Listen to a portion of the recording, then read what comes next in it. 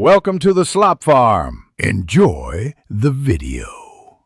In this video, I will explain how to make delicious canned corned beef hash.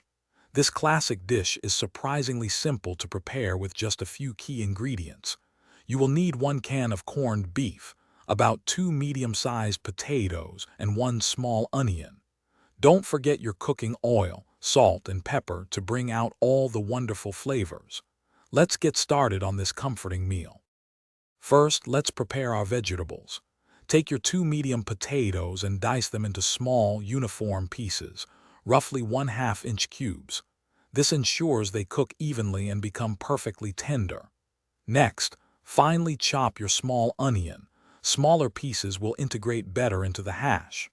Finally, open your can of corned beef and use a fork to break it up a bit, making it easier to mix later. Now it's time to cook.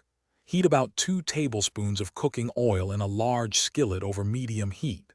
Add your diced potatoes and cook them for approximately 10 to 12 minutes, stirring occasionally until they are tender.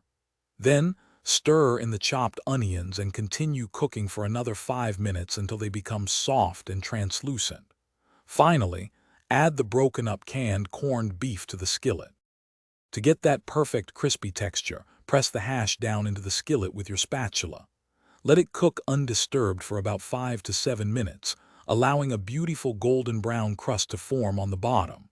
Once crispy, season generously with salt and freshly ground black pepper to your liking. Serve your hot, savory corned beef hash immediately, perhaps topped with a perfectly fried egg for a complete meal. Enjoy! Thanks for watching. Consider subscribing if we helped you today.